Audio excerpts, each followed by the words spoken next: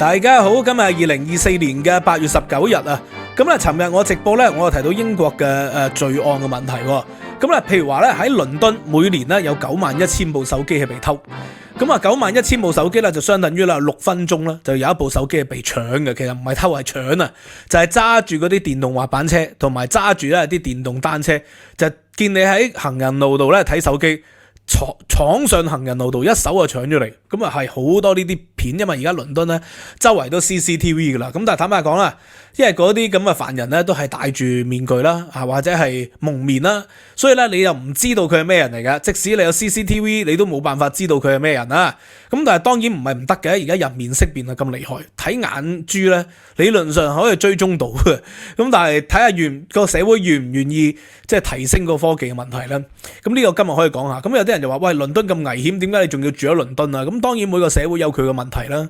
咁我哋都經歷過嘅，係嘛？譬如話10幾年前我喺大陸教書，每個月出糧咧，我哋係 ATM 撳錢出嚟，每次撳錢我都提心跳膽嘅，即係因為嗰個年代咧10幾年前就係好流行啦，用磚頭去膊頭搶啲人撳錢。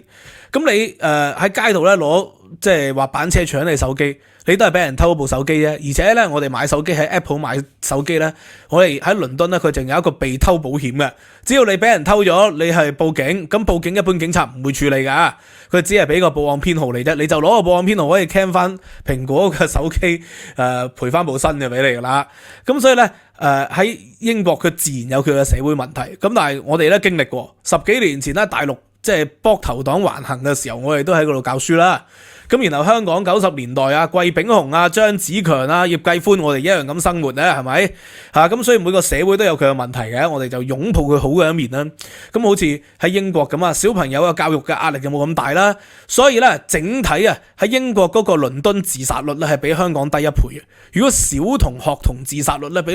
香港係低好多倍。咁所以即係有啲好嘅地方，有啲唔好嘅地方，最緊要就俾你去討論，俾你去提出去批評，呢個係好緊要嘅。咁咧我就講到話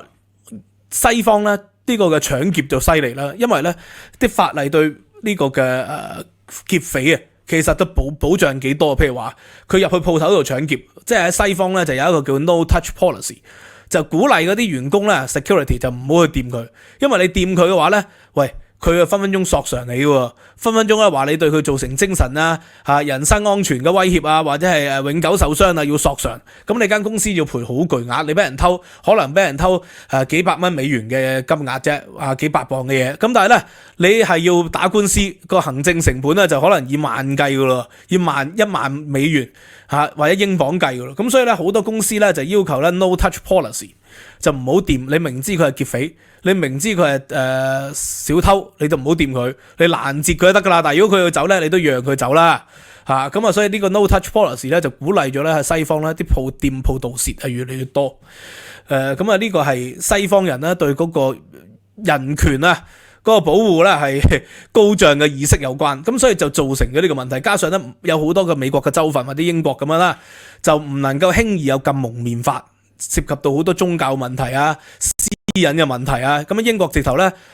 你唔需要帶身份證出街添啦。美國亦都係，如果你唔係有明顯嘅犯罪行徑，警察係唔能夠喺街度無端叫你係拎身份證出嚟嘅，否則嘅話咧個警察分分鐘俾人開除噶。咁所以喺咁嘅政策底下咧，西方嘅盜賊如毛，呢個咧亦都係好難避免嘅。咁但係每個社會有佢嘅問題，亞洲又唔同。亞洲人咧就由於佢哋信政府、信權威，呢個叫做權威性人格，所以亞洲嘅電騙咧就好犀利。我又講到，咁但係有啲人話唔係，而家咧電騙咧都殺入咗去英國啦。嗱，咁英國有冇電騙咧？英國都有，就譬如話啲釣魚網站啊。扮係政府嘅網站啊，叫你俾10磅20磅 donation 啊，有啲donation 就好多嘅，成日敲你門，叫你捐錢咁。我哋住英國好常見，咁但係我哋裝咗 CCTV 啦，咁啊裝咗嗰啲智能門鐘啦，人哋撳鐘啦，我哋望一望，發覺唔識嘅陌生人嚟嘅，咁我哋唔開門咯。或者 Amazon 嘅嗰啲咧，我哋就側邊咧整條鐵鏈，咁打開，咁啊睇下係咪真係 Amazon 先咯，或者 Amazon 咪叫佢擺低咯，咁所以咧都唔係唔可以預防嘅。咁喺街度咧，我哋係帶 Apple Watch 啊，即係揾路就盡量唔睇手機啦，都可以預防嘅。咁啊，但係咧呢個嘅英國咧嗰啲騙案咧都係啲小額嘅10磅20磅計，而家咧就開始殺入咗入嚟啊！咁啊，倫敦警方咧就通緝咗8名咧呢個中國籍嘅即係移民人士。咁啊呢個就懷疑咧佢哋係喺倫敦街頭咧就係叫做寶藥黨、迷魂黨嚇。咁呢啲咧以前喺香港好流行嘅嘢咧，而家倫敦都流行啦。咁咧佢哋係騙啲咩人咧？最近咧就騙咗一個婆婆，一個 auntie。呢個 auntie 咧就係呢個馬來西亞籍嘅。咁啊就騙去咗佢4000磅喎，都唔係講笑喎啊！騙去咗4000磅呢個 auntie 嘅錢，咁就話佢個仔啊喺幾耐之後咧就會死嘅嚇，咁所以咧就係要去幫佢祈福啦。呢啲祈福黨就係針對住亞洲嚟嘅，咁咧即係呢個要解釋啦。點解亞洲嚟嘅就會特別對呢個嘅電騙或者喺街上行騙係容易相信呢？咁尤其是喺亞洲咧，而家電騙咧最多就打電話嚟話自己入境處啊、公安局啊。或者係你個仔俾人拉咗啊，而家咧就要保釋啦，咁啊等等有好多呢啲，就因為咧亞洲人咧，就尤其是華人啦，儒家社會文化啦，就長期咧有所謂生不入官門，死不入地獄。黃仁宇教授啊喺萬曆15年同中國大歷史裏邊佢有解釋嘅，由於中國人咧嘅人口太多啦。咁啊，所以咧一個縣老爺得嗰一個人，加埋個衙門啊幾十人嘅啫嘛。但係要管一個縣咧，一個縣平均就10萬至到30萬人喎。咁所以一個縣老爺咧，一個所謂縣令啊、縣長啊，根本冇辦法管治。所以最有效嘅方法咩？用道德壓制法治，用道德嘅方法。咁啊，用道德嘅方法咧就係未見官先打80啦。咁你要告官，佢就鼓勵你咧就係私下和解喎。私下和解就最好啦，就有一啲嘅叫做嗰啲保長啊，或者村長啊、太公啊、呢個宗祠啊，用呢啲方法咧私下解決，就盡量唔好報官，用道德去壓制，就係用你嘅親屬關係壓制。喺屋企就聽阿爺講啦，聽太公講啦，喺條村就聽村長講。只要咧每一個人都服從上級咧，你就好容易咧令到社會更有效率噶啦。所以你見官唔係唔得，你報官啊打你80大板咯。少則都30大板，咁你打80大板啊！坦白講啦，如果你係年輕人嘅，你都咧可能要養傷1頭半個月，咁你揾唔到食喎。如果你係年紀大嘅分鐘咧，喺呢個嘅法庭上、衙門上俾人打死，所以中國人咧就長期對官員咧有一種恐懼，就係黃仁宇教授嘅講法就係中國不能用數目字管理，所以只能夠用道德壓制法治，用道德嘅方法去管治。咁所以變成咗咧，我哋一打電話嚟咧話公安局啊。入境處啊、網信辦啊，話你係涉及咗係電信詐騙啊，好多人就好驚喎，然後就會提供銀行嘅卡啊、銀行嘅資料。所以而家有時我間中咧睇 YouTube 咧見到東張西望嘅海外版，哇，好多香港人中招啊！嗰啲中親招係講緊以萬計、幾十萬、幾百萬、幾千萬、幾億都有嘅。咁呢啲喺西方咧嗰個比率咧幾十磅嘅、幾百磅嘅嗰啲簡單嘅電騙，以為自己係冇交停車場罰款，俾人哋罰錢，咁幾十磅會俾啦。咁但係你話涉及到幾千磅、幾萬磅嘅，咁啊一般即係有錢嘅人咧都唔會咁容易中招，因為佢哋唔驚官啊嘛。如果官咧就話你爭咁多錢，佢分鐘告個官添喎，同佢打官司喎嚇。咁呢個西方人咧就係重視人權。佢自然有佢嘅弊處，就係令到呢罪犯咧嗰個人權待遇好好啦。咁啊以英國為例啊，我查一查資料啦。英國咧原來咧最近咪提早釋放好多嘅呢個嘅釋囚嘅，就話因為啲釋囚咧人滿之禍，啲囚犯人滿之禍啦。保守黨時期咧就冇去增加呢個囚犯，結果咧而家囚犯越嚟越多喎，因為多咗好多劫案啊嘛。咁啊多咗好多呢個嘅最近咧又係有啲嘅。社會衝突，咁啊拉咗好多暴動犯，咁結果咧就放一啲輕罪犯出嚟。咁咧我啊查一查啦，原來喺英國咧，喂，點解咁貴啊？唔去起咁多警察局，唔去起咁多呢個羈留所，唔去起咁多呢個嘅監獄啊？因為喺英國咧起一個監獄咧係第一好貴啦，成本好高，而去囚禁一個監犯每一年係要51,700幾磅。哇！呢個係天價嚟嘅，即係等於66,000蚊美元啊！就點解呢？因為咧佢哋喺監獄裏邊咧有醫生常駐，而且咧唔單止有醫生，有心理學家，有臨床心理學家，又有呢個嘅物理治療師，仲有好多咧即係呢個嘅囚宿飲食，仲有健康管理喎。所以咧佢哋咧就希望入到去幫佢哋減肥啦，令到佢身體健康啲啦，戒煙戒酒啦咁所以咧英國嘅監倉。每一個監犯每年要5萬幾磅，咁一個英國人啊，你一年咧平均都係揾2-3萬磅、3萬幾磅，倫敦3萬幾磅啫嘛，所以一個囚犯仲要比一個年輕人嘅收入咧仲要高1倍嘅分分鐘。而美國就平好多啦，美國係36,000幾，咁你睇啲美劇多咧，你見到美國嗰啲監獄嗰個條件咧就唔係話太理想嘅。咁啊香港啊再同美國接近啦，香港咧就係37萬，貴過美國少少。咁啊由於咧英國咧佢哋行嗰套理論啊，佢哋認為咧唔好用咁激烈嘅方法去對待啲犯人，因為你用激烈嘅方法對待犯人咧，你只會令佢哋升級，好似美國咁重罪咧就好嚴重啊！美國嘅重罪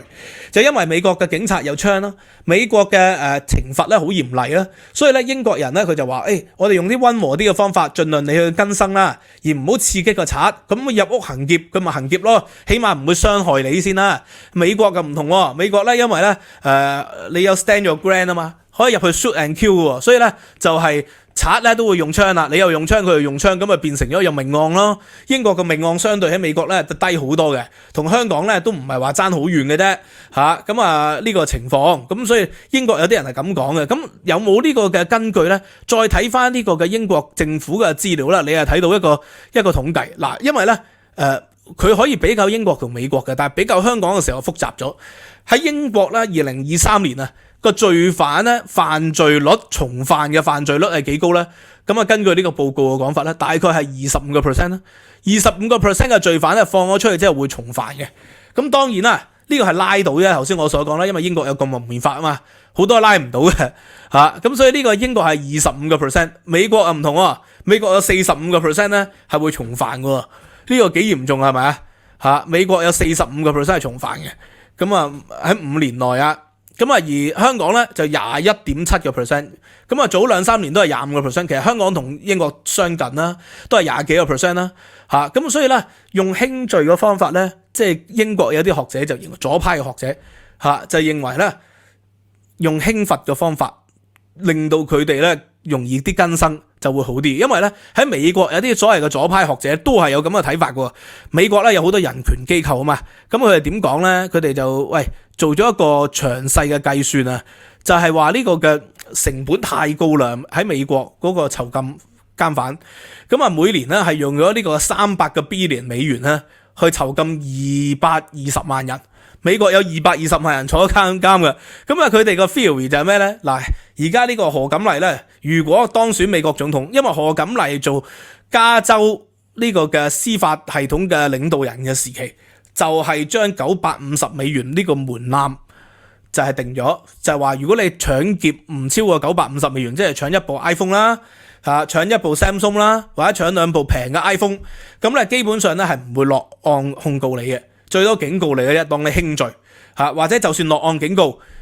落案告你，你都係做社會服務嘅啫。咁一般咧就唔會坐監嘅。喺咁嘅情況，就因為咧係佢哋有一個 theory 嘅，個 theory 就話：喂，你拉咗嗰啲人，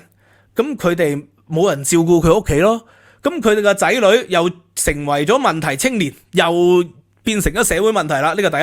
第二，因為佢哋坐監，你成日群埋嗰啲監犯咧，你就會有負面效應嘅。佢出到嚟之後咧，重犯嘅機率又高，所以美國咧重犯咧45%，比起英國同香港20幾個 %，21至25咧係高好多。咁所以呢啲人權學者就認為監禁咧係無助於令到個社會變得更好嘅，你反而要同呢個嘅罪案咧共融啦，教育佢哋啦，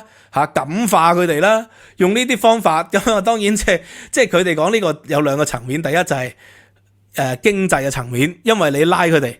就要好貴，喺英國要5萬幾磅坐一個人坐一個監，你要幾多個納稅人交稅先得啊？咁然後喺美國又係3萬幾美元、4萬幾美元、3-4萬美元，咁佢哋覺得好貴。第二就係佢哋唔坐咗監，佢哋唔係出嚟做嘢啦，出嚟做嘢分鐘佢哋可以交稅啦，起碼交少少稅啦，而對佢哋屋企又構成咗影響喎。咁當然呢個就係啲左派咧，就係將社會問題就理想化啊嘛，因為佢哋假設咗佢哋坐監咧就變成咗佢哋有單親家庭嘅問題啊，甚至乎寄養家庭嘅問題啊，父母一齊坐咗監啦，冇人照顧仔女，仔女咪變成咗罪犯咯。咁呢個係一個理想嘅問題喎，實際上就係如果你係仔女，你見到父母係重複咁去盜竊啊，重複去犯罪吸毒啊，你都唔會見得係一個健康家庭環境成長喎。咁而即係純粹從成本嘅角度去睇咧，就係忽略咗監禁嘅本質，監禁嘅本質或者懲罰嘅本質 punish 嘅本質，就係要佢付出代價啊嘛。如果你犯罪而唔付出代價嘅，咁佢咪覺得輕罪好咪警告下，做下社會服務令，掃下垃圾啫嘛，有乜問題啫？係咪？偷兩部 iPhone， 咁佢唔係偷一次俾人斷正噶嘛，佢係重複偷噶嘛，咁就變成咗咧本小利大喎。咁有啲人就話咧同情嗰啲罪犯，因為佢哋窮，佢哋冇辦法，所以咧佢哋先會做罪犯，呢個係唔關係嘅。我認為呢個完全係 illogical 嘅，就係因為好多好有錢嘅人都會犯法嘅，你逃稅啦，好有錢嘅人會然後好有錢嘅人會涉及到呢個商業行騙啦，乜都有，因為人性係邪惡噶嘛，你只要覺得自己唔會俾人拉到，而個回報率係高，俾人拉到嘅機會係細，無論你係咩位置，就算你係總統，你係雞西市嘅副市長，你係中紀委嘅呢個黨委書記，你係呢個軍委嘅領導，你一樣係會貪污啊！你睇下中國嘅知啦，中國即係呢個打貪啊！習近平10幾年以嚟拉咗500幾萬嘅貪官啊嘛，即係你見到係咁犀利嘅，就算你係做官，你係做市長、黨委書記，你都一樣會犯法嘅。最近又落馬啦，有一個係咪啊？最近又一個即係負責呢個嘅中紀委啊，又落馬，又貪污添，咁所以係冇關聯嘅。只要本小而利大咧 ，punishment 咧太弱，但係個回報率好高咧，佢就會係去犯罪。咁所以新加坡佢就有黐刑，黐刑咧就喺歐洲、美國當然唔得啦，英國尤其是簽咗歐洲人權公約同埋國際人權公約就唔可以體罰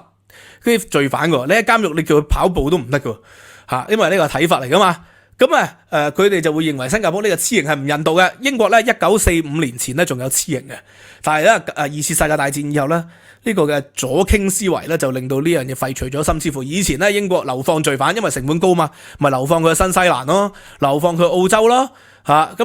所以而家澳洲嗰啲人咧個祖先白人都係嚟自英國嘅罪犯噶嘛，但係又覺得咁樣唔人道喎，因為你流放佢，你唔可以而家喺格陵蘭啊，或者喺北極啊，你揾個地或者盧旺達你流放佢噶嘛，因為佢哋又會話監犯會要有呢個嘅家屬嘅探視權嘅。喺歐洲咧，譬如話荷蘭、比利時啊等等好多國家有監屬探視權，甚至乎有呢個配偶探視權。英國啊冇嘅，好彩。配偶探視權就係咩意思咧？就長時間俾你獨處，其實就可以俾你發生關係。維持呢個家庭嘅生活，咁佢哋嘅講法就鼓勵佢哋將來咧出翻嚟嘅時候可以繼續維持婚姻啦，令到啲仔女咧有健康嘅環境啦。咁係一套好理想嘅講法嚟嘅，唔係唔好嘅，好理想嘅。但係現實上咧唔係個個社會做到啦，可能荷蘭啊、北歐啊有啲社會做到啦，咁但係咧喺英國、美國咧就係罪案越嚟越多嘅時期咧。你仲用一個比較輕鬆嘅方法處理，仲要用好高嘅監禁成本，咁你自然就會變相鼓勵更多人犯罪咯。但係